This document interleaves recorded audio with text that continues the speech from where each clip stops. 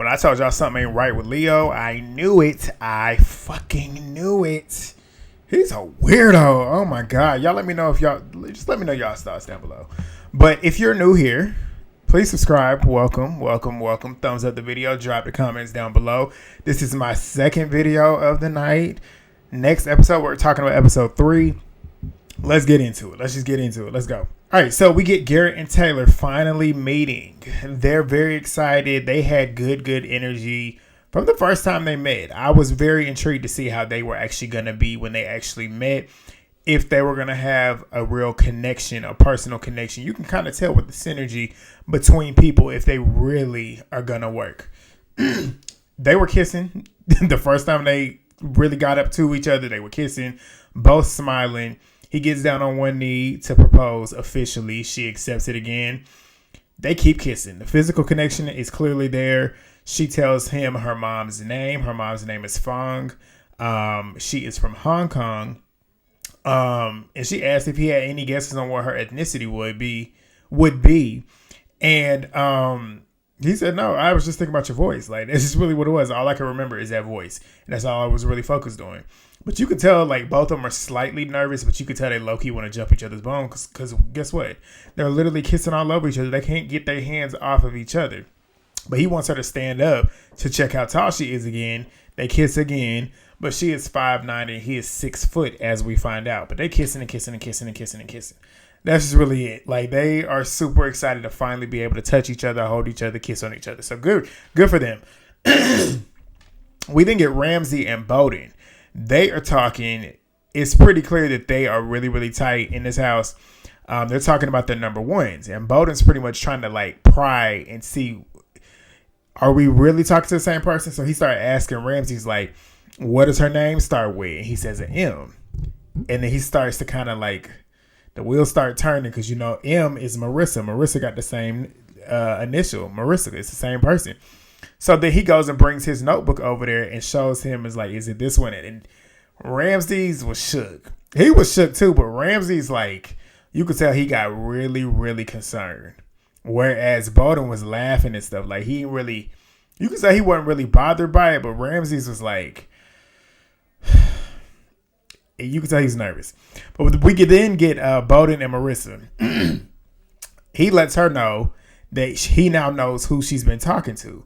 And she's like, I hope y'all not trying to back off now that y'all know who you talking to at this point.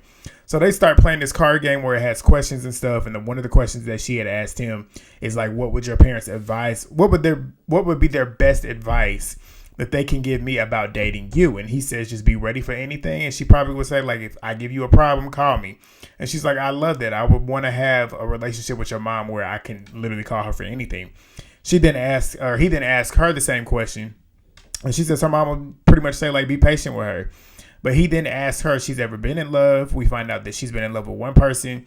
He's been in love twice. One looks like it was a high school sweetheart from 18 to 22 years old. And then his ex-wife, obviously. So they start joking around and stuff. Like, you can tell they have a genuine connection. I feel like these two, like I said, in my opinion, I feel like they probably are better suited off of energy-wise. Their backgrounds kind of connect, so I feel like these two probably are a better match, if you ask me. That's my thoughts, but we'll see. But she's laughing with him. They're laughing, they're joking and stuff. They talk about how alike they are, similar backgrounds, similar energy, the same stuff I just said. But she loves that he's a reader. He loves the fact that they like doing dorky things, like pretty much doing the same things. They kind of like the same type of stuff. They're kind of quirky.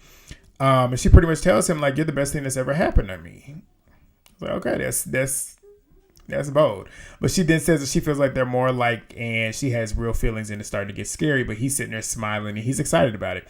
But we then get Ramsey's having his conversation with Marissa and it's awkward immediately. Like, you can tell she's kind of timid walking in and you can tell he is definitely nervous walking in, but he wants to address things.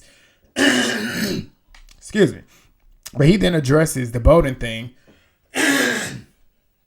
Excuse me. He addresses the Bowden thing and starts stating that he got in his head a little bit. Not Bowden getting in his head, but Ramsey got in his head a little bit about the fact that she could possibly be leading and leaning towards Bowden. But he ends up saying that he wishes that he didn't know that she and Bowden were having a conversation and getting super duper close because he still wants to continue the conversation with her and get to know her. But essentially, he wants her to reassure him that she's still feeling him and still wants to actually get to know him. She states, obviously, there's connections that she has with Bowden, but she also feels super strongly about him, and she doesn't want him to end it with her. She loves how sensitive he is. They then move to talking about kids. She feels like the mom shouldn't be the one planning all the meals and doing all the domestic work, which I agree. Like, my parents are the same way. Growing up, yeah, my mama's still the same. To this day, she's very OCD. Like, my mama's a Capricorn. She likes things done her way. She's always walking around cleaning the house. She come up in my house, trying to clean my house, taking my shit, throwing shit away that she feels shouldn't even be there. That's just how my mom is, but my dad also helps around the house too. He more so does a lot of the stuff outside, but he does stuff inside as well. But she's more so inside, he's more so outside. So it's an equal balance. But I understand where he's coming from, or where she's coming from, because he's not against it either. He says he wants to help out. He wants to make her load as easy as possible. I agree. I would be the same way. But she doesn't want to be a stay-at-home mom. And it's obvious because she went to school for law. And she said, I didn't want to go to law school. I didn't go through all of that for no reason. I don't blame you. Because anybody that knows, law school is a lot of work, a lot of years. But she said she'd be okay with him being a stay-at-home dad, essentially. And he says he kind of wants to do that kind of hybrid lifestyle. Basically, what I do for work, too, right now with my corporate job, where I'm hybrid. Like, 1 week I'm at home, 1 week I'm in the office. That's essentially what he said. He would be cool with that. He said he'd be down for that. She loves it. So they're kind of meeting in the middle on certain things that they like. We then get to Tim and Alex. We find out these two are both golfers. Like, he's joking about how he can beat her.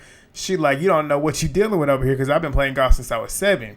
She said that her dad had made her very, very young start playing. He would have her sit down and watch golf with him all day long. My sister's just like that. I golf as well. My dad is a big golfer. And my uncle's a big golfer.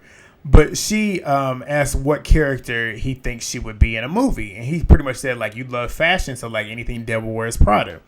But he then starts talking about his mom, saying that he needs a strong woman because he's a dog. He needs somebody that's going to bite back.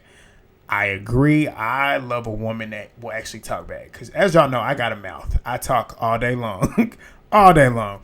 But I find that so entertaining when you have somebody that's just, like, snappy.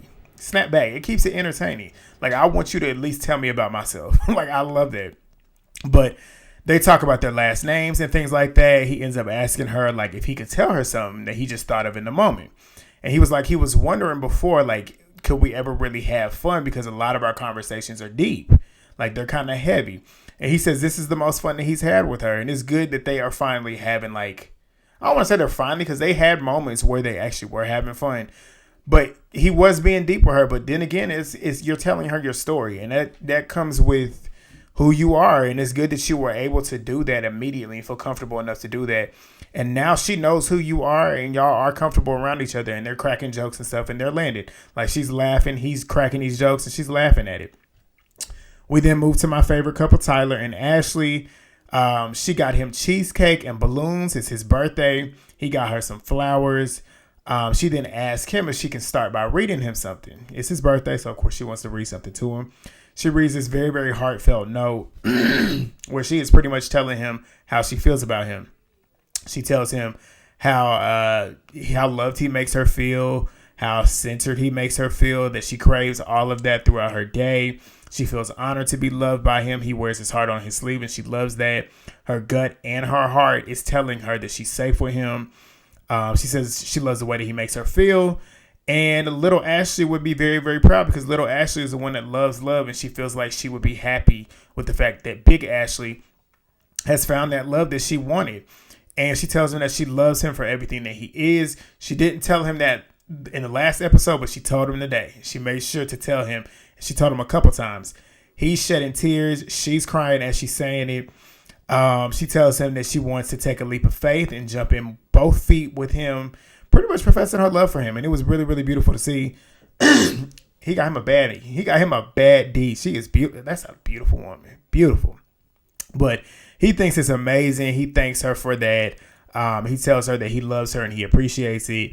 They both say their hearts is pounding. It's clear because you can tell both of them are just like taken aback. But he reassures her again how much he loves her. Like he keeps saying it and tells her how he hasn't felt this way for anybody. So for him to be able to do this and say this to her and not even really see her, not really, he hasn't seen her. Like he feels that deeply about her. But he asks her if she's sitting down and she says she is. So he asks her to stand up. He then gets on one knee and what does he do? He starts professing his love again for her and he proposes as she's pretty much taking us all in. She's crying. She obviously says she's honored to marry him. And she comes back in with the girls. They embrace her, congratulating her. The boys go congratulate him. We get a scene of Hannah talking to Brittany and Katie about how she likes that they know who they're talking to. Essentially, like, I'm glad I know who I'm talking to at this point. And I know who the other old boy is talking to. Pretty much telling Brittany, like, we know who we're talking to now. We both know that we're talking to the same person. So Brittany says she would like to have not known. I like Brittany. Brittany's growing on me. Like, she is funny to me. But Leo, who I do not like, I'm going to tell you that now. It took me 3 episodes to realize who I really don't like, and I really don't like him. And we're going to get to it. But he ends up telling David it's between Brittany and Hannah and says that he understands why he ended things. Well, David is saying he understands. Wait, who said this? Somebody said he understands why he ended things. No, Leo is telling David that he understands why he ended things with Hannah. David said, no, she cut me off. Like, she's the one that ended it. She was my number one. So he's stalling, David is, because he's trying not to tell him something, but he says, I don't want to tell you things that you probably don't want to know. Leo's prying for that information, and David ends up telling him, like, Hannah's 5'9", and she cut me off because I'm 5'8". He's like, that's the girl that you want to have by your side for the rest of your life. And Leo's like, that's what I'm trying to figure out. Fuck you. Like, I don't like him at all. But Brittany, she is crying and she's crying in her interviews, her confessionals. But she's pretty much stating, like, people that she's dated in the past have a certain status. Obviously, we know that because she wants to be a trophy wife. She wants to be taken care of. And if you're going to be taking care of her, you got to have some money. So she's dating them big baller shot callers. But she said, like, they can essentially be with any woman that they want. So essentially, like, she's had to compete, really, and be compared to other women. And it's like this moment with her being juggled between Brittany with Leo is kind of bringing up past trauma that she didn't realize she had.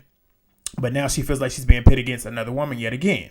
But we then get a scene with her and Leo, and he's pretty much talking about the decision that he's going to have to make is going to be the hardest one that he has to make. She's like, are you going to make this decision now? Because essentially at this point, she is over it. She's like, I'm tired of the games. Tell me what you're trying to do. Like, what is this? He says later. She asks him, just tell me now. And he ends up telling her that he doesn't know how he feels. Shut up. You know how you feel. But she straightforward tells him, like, it's not just your decision. Like, I could say no too and I could leave. And you're just not reassuring me enough. And I'm like, that's valid. I'm glad you said it because he thinks, you can tell he is enjoying the fact that he can actually really pull and play with these girls. Because I truly believe he's never had this opportunity in his life and he's enjoying it now. But he says he's really scared that if he gives her so much validation and makes a decision that won't be what she wants, it'll hurt her. And she said, I'll be fine. Like, I'll be fine. I'm tough. And he's talking about how sweet she is. She starts crying. Everybody's saying I'm sweet. I'm tired of being sweet. Basically, like, stop playing with me. Like, that's pretty much what the energy I was getting from her. And he starts praising her qualities. He come off so phony to me. Like, I don't know. Y'all tell me what y'all think. But he comes off so phony. It's the way he talks. Like, when he says certain things, you want to talk about somebody calculated. This is a calculated motherfucker. Like, he comes off very, very sinister. At the end of the episode, we'll get to it. But he came off so sinister to me. But he's starting to do that stuff, and she's low-key ready to tell him to shut the fuck up. Like, the way she was looking when he was doing this, she's like, that's how she was. She was crying, but, like, trying to be like, man, shut up. But she ends up saying, like, why can't I just have a fun date with you instead of having, like, a decision-making date? Every time we talk, it's kind of like you pretty much telling me you in between me and this girl. So he ends up asking her to wait a little bit longer because he needs to have one final connection and one final conversation with his other connection, which is obviously Hannah. So he's going to see her tonight, and he said he'll give Brittany more clarity later on. She said, I'd rather you sleep on it. Basically saying, like, don't come to me with this bullshit tonight. Go sleep on it. He says, you're so wise. That's so much better. Like, ugh. But he then tells her he's going to surprise her and get her a surprise. Obviously, she perks up because that's trophy wife right there. She loves any type of surprise, any type of anything material. But Leo now has a conversation with Hannah. They're sitting there eating bacon, egg, and cheese sandwiches. He's still talking about his finances. Like, shut up. We know you have money. Like, what? But he's wanting to live a certain lifestyle. So he then brings up the prenup. He said that's very big and it's very important to him. I found it quite interesting that he didn't bring that shit up with Brittany. Because he knew that if he brought up a prenup with Brittany, Brittany would have been like, boy, fuck out of here because that money is mine. But she says she understands and she'll do it even though she don't know what it is. Okay. But she ends up saying that she loves how he took over his family business even though he could have been sitting at home doing nothing because he has money. And he says, I fucking love that you said that. And he ended up saying something to Brittany in that last conversation I just talked about, saying the same thing. He said it in the same tone that he said to her, which is why I said it just sounds so conniving and so just manipulative. But she said that she doesn't feel like she has any internal insecurities, but a lot of it is external. He's like, what do you mean by that? She's like, the weight issue. So she starts telling him about how she went through a heavy stage that she calls a fat stage. And she said she lost 45 pounds. She stated that weight has always been a sensitive topic for her. Obviously, like I said, the issue that she had with Nick bringing up the bikini is because I honestly felt like she was not comfortable with him seeing her body. And I feel like she's not comfortable and confident in her own body. Even though I don't think she looks bad. Like she's not fat. Like she's a thicker woman, but she's not fat and she's not ugly. Like I wish she would have a lot more confidence in herself. But she projects all of that negativity and insecurities that she has about herself onto other people, which is what she did to Nick. But she ends up talking about how she's active. She had gained 90 pounds during COVID. No, she said that she had gained 40. She had gained some amount of pounds during COVID, but she said if he gained 90 pounds, she wouldn't care. His body language kind of awkward to me, but he puts on this certain tone yet again when trying to manipulate. But she ends up telling him like she's pretty sure of him. And he said if he got down on one knee, would she say yes? She said yes. She said yes. I want y'all to hear that because something happens later on. Because he said like, we'll get to it. But she said yes when he asked her, if I propose, would you say yes? And then she said again, I have another connection too. And I'm like, so honestly, you don't really know if you really want to get married to him. Because like you claiming that you're going to say yes, but then you say you have another connection. Both of them are playing the same game. She don't want, I feel like, she don't want to say yes for sure until she knows that person for sure is for sure about her because of those insecurities she has. He don't want to say yes that he will propose X, Y, and Z because he feels like either Brittany might be the one after his money, in my opinion, and he feels like Hannah might be the one that's easier to run all over, if you ask me. They both irritate me, but Nick and Hannah have a conversation. I feel like Nick is a genuine guy. I do. Like, I feel like he gets a bad rep. I said it in my recap earlier, but I do. But he's asking her about her first date. She tries to dodge the question. She wants to talk about them. And then she transitions the questions and the conversations to him being football, like him playing football and stuff, how his transition was from football to real estate. He says it was hard because he wanted to be an athlete, a professional athlete. There were days he was depressed, but everything happens for a reason and he's happy where he is right now. So she then asked him, like, if we get married, would we be okay financially? Because it's going to take me a while to get back on my feet because y'all know she made that stupid ass decision to quit her job to come here. And I'm like, okay, well, clearly you don't have the money that I thought you might have had. So it might have been a stupid decision to quit that job. But he says this year has been a little bit rough, meaning probably the money was not as flowing through as it should have been or could have been. But she talks about her weight. She brings this up with him finally. I'm glad she did because this was an issue. This was her main issue, if you ask me, with him.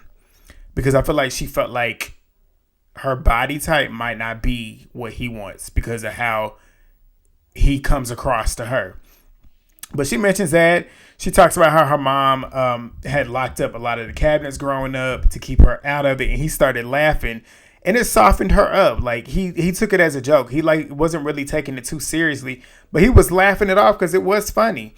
And that kind of, like, lightened her up a little bit. She finally got to feel a little bit comfortable because he was listening to her and pretty much let her know, like, it's not really an issue.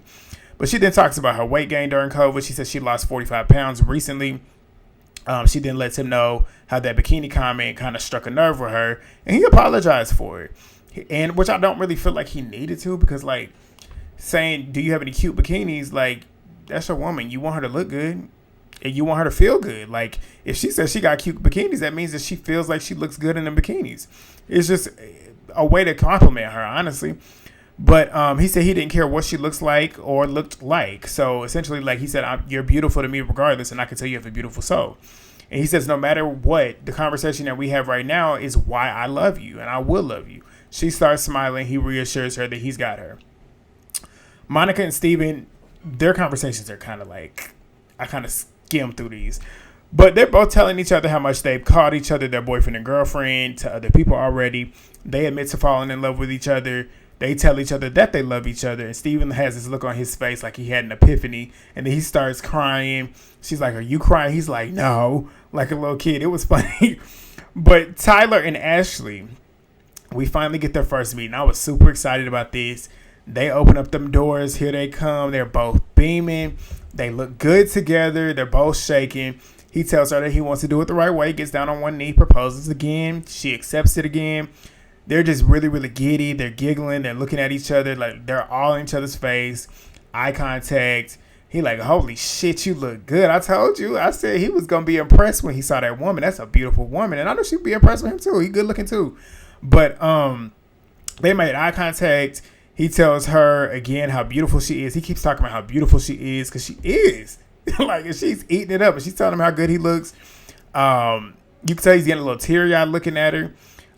She tells him that she loves when he cries. He said, I'm tough though still, but I'm emotional. But he loves her smell, tells her again how good she looks, kisses her again. He says her lips are soft. They taste like candy. He keeps going in for them kisses. I don't blame you. Keep doing it. But they start exchanging I love yous, and he reassures her that everything that he said in them pies he means. And I believe him. But Nick and Hannah, they have another conversation. She's talking about how confident he is. She loves how confident he is. How he's an athlete, and she loves how when he got deep, when she spoke about her insecurities with the bathing suit, he understood and said that he's so much more than what people think of him. He thanks her and says that it means a lot, and he tells her that he is in love with her. Told her again, I am in love with you. She gets giddy, obviously, and she says it's scary because she has somebody else who's also into her. And she ends up saying that she feels the exact same way that Nick does about her. And she does tell him that she loves him. She figured that out today, that she loves him. He then tells her that she doesn't know how good that makes him feel, because he was smiling when she said it. He said that this is the first time in his life that he feels like he's been romantically in love. He says that they're going to be the cutest couple. She said it doesn't matter if we're cute, Nick. I said, can you please let this man give you a fucking compliment? Damn, like you could tell she just genuinely is super insecure. Like, he can't even say that y'all gonna look cute. Like, what is the issue? Leo and Brittany. Boy, Brittany is funny. They have another conversation. He asked her what type of ring she likes. She said, I will only tell you if you only ask him one person. He says he was going to bring it up to both of them or none. She said, why both of them or none? That makes no sense. It don't make no sense. It makes no sense. Like, what? Why would you go tell? So you basically saying, I'm not going to propose to y'all if I can't propose to both of y'all. Because you say, why both? Or what the fuck? Like, what? But he says it's because he's split. He tells her that she seems like the person that would want to discuss rings. She said, yeah, but not when the person that I'm about to marry is literally thinking about asking another woman that. That's a valid question. He then tries to state that he understands or wants to give her the option. And she says, or she asks him if he even feels like doing it to one of them. Pretty much, are you going to ask either one of us? He says yes, and he's ready to do it with both. I said, nigga, what? What are you talking about? She's over it, clearly. And she said, I want to leave. because I don't like this. And he's feeding her bullshit. She's detecting it. He then asks her if she's comfortable just choosing a ring because he feels like he knows what she wants. So he starts describing all this big, like, extravagant stuff. Talking about something, I feel like you want a big rock and a simple design. Obviously, she starts smirking. He says, yes, big rock, trophy wife. But he then starts describing that, just being fake. Oh my God, everything about him. But she is now less mad, as she said, because he now knows what type, like he literally knew what type of ring she wanted. She now feels less mad at him because of that. He does this weird, like, manipulating type stuff to her. And the way he did it, sinister. She said, I feel weird doing that back. You should feel weird. And then, because it was like, you could tell he was like doing that stuff to butter her up because he realized that he was now making wave with her. Like when she said, I feel less mad, he's like, okay, I got her back. That's what it was giving me. But she then throws her blanket over her head and says that she can't wrap her brain around how her future husband could be wrapped around wanting to be with another woman.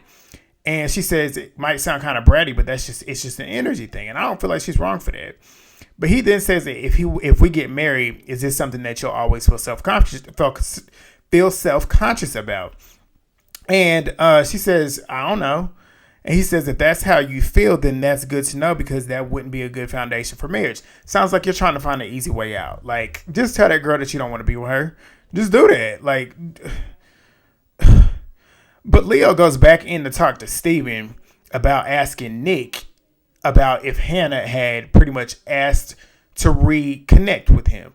So he basically he's trying to figure out who is playing. He wants to figure out who's playing him without figuring out who's playing with him. Because now that Brittany gave him that conversation that she did, and that inclination of where she is, he then now wants to see if Hannah might actually be open for him so he can drop Brittany. And if she's open to Nick, then he might go running back to Brittany. That's what I was getting. But Nick is over there dapping up the boys, talking about how excited he is that Hannah loves him. Marissa, Hannah, Taylor, and Alex are telling Brittany that Hannah's going to break up with Leo. She's happy. Brittany, of course, is happy about it. They all start jumping around and laughing. That was so funny to me. But Garrett ends up asking Leo, who would you choose right now? Like, who do you feel is your person? He says Hannah. If you done said all that shit to Brittany, now you saying Hannah. So Steven says you keep saying her name. And he then says that he wants to want her, but like, I'm like, you don't know what you want. You want to keep both of these girls and keep playing with them. But Leo heads off to go talk to Hannah. The boys are cheering him on. She goes in and tells him like it took her a long time to figure out. And she feels like she loves the other guy, which is Nick. He's flipping out. He's like kind of like taken aback. She says she feels like she can get there with him, talking about Leo, but he has another connection. He said he asked her if Nick and Hannah decided that they both are in love with each other and want to continue to move forward together, essentially. And he's like, fuck. Like, do you feel like I wasn't committed to you? She says, yes, obviously, because you weren't. Like, you've been playing with both of these girls. He then starts gaslighting her, trying to make her feel bad for choosing Nick. And then he says, like, his other connection is there as well. He also has strong feelings for her and Hannah, and he's really into her. I'm like, you're literally doing what she just said. Like, you didn't make a decision. You pretty much have still been kind of going back and forth.